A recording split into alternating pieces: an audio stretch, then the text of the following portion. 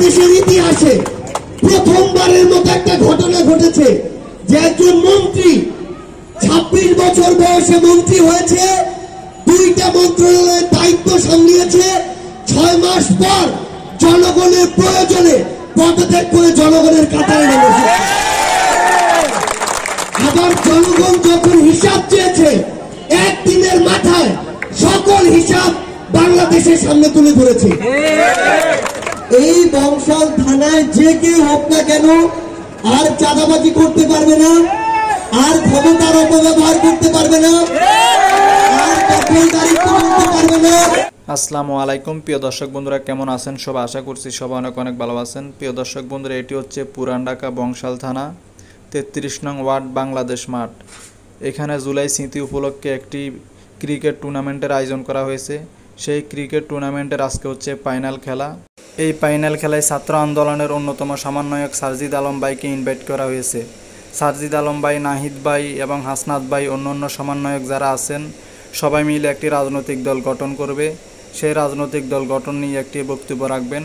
তো বন্ধুরা, যারা যারা আমার চ্যানেলটি সাবস্ক্রাইব করেননি অবশ্যই চ্যানেলটি সাবস্ক্রাইব করবেন, লাইক কমেন্ট শেয়ার করবেন।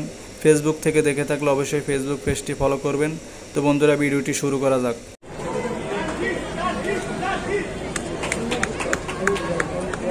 অলরেডি এখন আসলে 27 তারিখ, আর একদিন পরেই আমরা আমাদের বহুল আকাঙ্ক্ষিত এই বাংলাদেশে আমরা আমাদের রাজনৈতিক দল ঘোষণা করতে যাচ্ছি। আসলে এই সময়টা অনেক ব্যস্ততার ছিল। আমি এখানে প্রায় আমার আসলে 1 ঘন্টা হয়েছে। এর মধ্যে নাহিদ, আসিফ, হাসনাত সবাই অনেকবার কল দিয়েছে, কিন্তু আমি কল ধরার সাহস করিনি, কারণ আমার জন্য আসলে মিটিং আটকে আছে। আর সবচেয়ে বড় কথা হচ্ছে, এই যে যখন শুনি যে বংশাল, নাজিরা বাজার, বাংলাদেশ মাঠ, তখন আসলে নিজের বাড়ি বাড়ি মনে হয়। আগের বার আমি বলছিলাম যে আমাদের খুব কম দিন হতো এমন, যেহেতু আমার 21 হল ছিল, রাস্তার এপার আসলেই তো নাজিরা বাজারের রাস্তা। তো এমন কোনো সপ্তাহ ছিল না যে আমরা এদিকে আসতাম না। আর যখন এখান থেকে আমাদের ভাইরা বলে বা চলে যায়, তখন আর না আসলে করা যায় না। তো আমাদের আসলে সম্পর্কটা একটা ভাই ব্রাদার সম্পর্ক হয়ে গেছে। আমরা যখনই যেই পরিচয় হোক না কেন, একটু আগে ভাই অনেকগুলো বিশেষণ দিলেন নামের পাশে, তো আমাদের পরিচয় যখনই যাই হোক না কেন, সেটা সমন্বয়ক হোক, নাগরিক কমিটির মুখ্য সংগঠক হোক, যে কোনো একটা রাজনৈতিক দলের যত বড় পরিচয় হোক, যখন আমরা আমাদের এই ঘরের মধ্যে আসবো, তখন আমরা সবাই ভাই ব্রাদার। একটা জিনিস মনে করি, এই যে এখানে একটা ইয়াং ফোর্স, এই খেলাটা যখন দেখছিলাম, একটা মজার বিষয় হচ্ছে, ক্রিকেট বাদ দিয়ে অন্য খেলা হলে আমি একটু ভাবতাম যাবো কিনা, কারণ আমি যে খেলাটা সবচেয়ে ভালো পারি এটা হচ্ছে ক্রিকেট। এটাই সত্যি কথা। আমি আমার স্কুল, কলেজ, ইউনিভার্সিটি যে ডিপার্টমেন্ট, প্রত্যেকটা জায়গায় আমার ক্রিকেট টিমের ক্যাপ্টেন ছিলাম। ব্যাটিং বোলিং দুটাই করতাম। যাই হোক, আলাদা একটা টান আছে। তো আমি জাস্ট আপনাদেরকে একটা জিনিস বলি, এখানে একটা ইয়াং ফোর্স আছে। এখানে ধরে নিলাম 500 মানুষ আছে। এই 500 মানুষ যদি চায় যে পুরো বংশাল থানায় আরেকটা বিপ্লব ঘটাবে, এটা সম্ভব। আপনাদের এই বিপ্লবটা হতে হবে, এই বংশাল থানায় যে কেউ হোক না কেন আর চাঁদাবাজি করতে পারবে না, আর ক্ষমতার অপব্যবহার করতে পারবে না, আর দখলদারিত্ব করতে পারবে না, আর মানুষকে বিভিন্ন ভাবে যে ভোগান্তিতে ভোগায় এই কাজগুলো আর করতে পারবে না।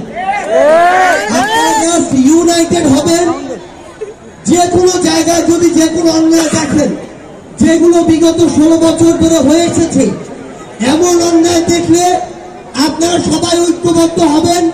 আমি আপনাদেরকে কথা দিচ্ছি, আপনাদের ওই চলায় যদি প্রয়োজন হয় যে আমাকে প্রয়োজন, আমি আপনাদের সাথে এসে দাঁড়িয়ে যাব। আমাদের এই নতুন বাংলাদেশের লড়াইটা পুরো বাংলাদেশে একসাথে নয়, বরং এরকম একটা থানা থেকে শুরু করতে হবে। আমরা চাই, আমি এর আগের বারে যখন এসেছি, এখানে তরুণ প্রজন্মের ভিতরে যে একটা তীব্র তাড়না, আকাঙ্ক্ষা এবং ঐক্যবদ্ধ ভাবে চলা, এই স্পিরিটটা কিন্তু সব জায়গায় থাকে না। তাহলে নতুন এই বাংলাদেশে নতুন এই পথ চলাটা আমরা চাই। এই বংশাল থানার বাংলাদেশের মাঠ যে আছে এখান থেকে শুরু হোক। আমরা আপনাদেরকে আরেকটা স্বপ্ন দেখাই যাই। বিগত সময়গুলোতে বাংলাদেশের সংসদে বলেন, টিভি টক শোতে বলেন, যে কোনো পলিসি মেকিং এ বলেন, যারা থাকতো বয়স মিনিমাম 50 হইতে হইতো, মানে বয়স না হলে কেমন জানি পছন্দ হবে এরকম একটা ভাব। কিন্তু আজকে আপনি দেখেন, ওই টিভি টক শো দেখেন, পলিসি মেকিং দেখেন, প্রত্যেকটা জায়গায় দেখেন, আপনি দেখতে পাবেন এই তরুণ প্রজন্মের অংশগ্রহণ আছে। বাংলাদেশের ইতিহাসে প্রথমবারের মতো একটা ঘটনা ঘটেছে যে একজন মন্ত্রী 26 বছর বয়সে মন্ত্রী হয়েছে, 2টা মন্ত্রণালয়ের দায়িত্ব সামলিয়েছে, 6 মাস পর জনগণের প্রয়োজনে পদত্যাগ করে জনগণের কাতারে নেমেছে। আবার জনগণ যখন হিসাব চেয়েছে, একদিনের মাথায় সকল হিসাব বাংলাদেশের সামনে তুলে ধরেছে। এই ইতিহাস বাংলাদেশে কখনো ছিল না। আমরা মনে করি এই আমার সামনে যে তরুণ প্রজন্ম আছে, এই তরুণ প্রজন্ম একই স্পিরিট ধারণ করে, একই আকাঙ্ক্ষা লালন করে। তাই আগামী বাংলাদেশে এই বংশাল থানা বলি কিংবা 33 নং ওয়ার্ড বলি, এই প্রত্যেকটি ওয়ার্ড থানাতে আমরা তরুণ প্রজন্মের প্রতিনিধি দেখতে চাই। ওয়ার্ডের কাউন্সিলর বলেন আর আমার এখানকার মেয়র বলেন, আমরা চাই এই 25, 30, 35 বছরের তরুণ প্রজন্মের প্রতিনিধি আগামী বাংলাদেশের নেতৃত্ব দিবে। আমরা আপনাদেরকে শুধু একটা কথাই বলি, আমাদের এখন সময় হচ্ছে ঐক্যবদ্ধ হওয়ার। আমরা যদি ঐক্যবদ্ধ হই, আমার সামনে এই যে তরুণ প্রজন্ম যদি 500 দাঁড়িয়ে যায়, 5000 গতানুগতিক রাজনীতিবিদ আপনাদেরকে দেখলে ভয় রাস্তা ছেড়ে দিবে। আমাদের এখন সময় হচ্ছে, আমরা যেমন খেলাধুলা করব, আমরা পড়াশোনা করব, আমরা হালাল পথে উপার্জন করব, আমরা ব্যবসা বাণিজ্য করব, একই সাথে আমরা ওই রাজনীতির মঞ্চ কাঁপাবো। আমরা আমাদের পক্ষ থেকে তরুণ প্রজন্মের আপনাদের একজন প্রতিনিধি হিসেবে শুধু একটা অনুরোধ করি, আমরাও একটি নতুন রাজনৈতিক দল করছি। আমরা আপনাদেরকে বলবো যে আপনারা আমাদের অবজার্ভ করুন, যদি কোনো কিছু ভুল মনে হয় ভুলটা ধরিয়ে দিন, আমাদেরকে সংশোধন করুন। আমরা গতানুগতিক রাজনৈতিক দলগুলোর মতো কখনো এটা করবো না যে আপনি আমার ভুল ধরিয়ে দিলেন আর আমি আপনাকে আমার প্রতিপক্ষ ভাবা শুরু করবো।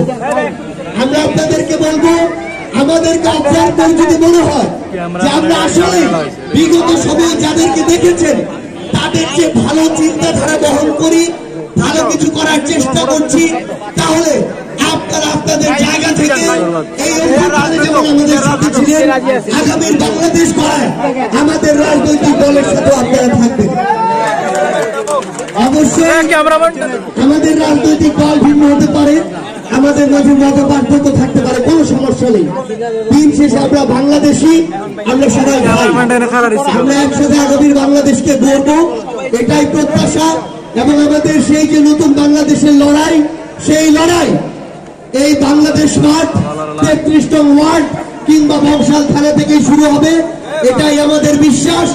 আপনাদের সাথে আমাদের আবার দেখা হবে রাজপথের কোন লড়াইয়ে অথবা বিজয়। ধন্যবাদ সবাইকে।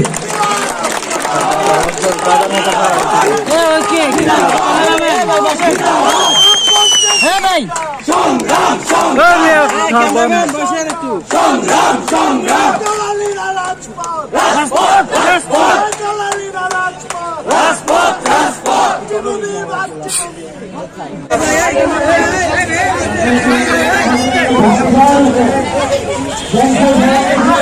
প্রিয় দর্শক বন্ধুরা, সারজিদ আলম ভাই প্রোগ্রাম শেষ করে এখান থেকে চলে যাচ্ছেন, আপনারা দেখতে পাচ্ছেন।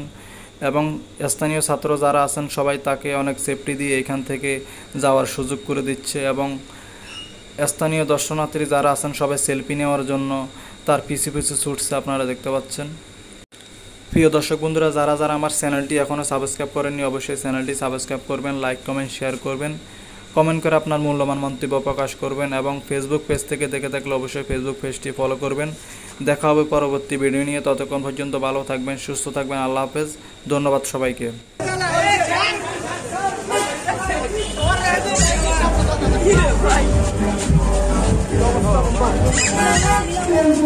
Yes,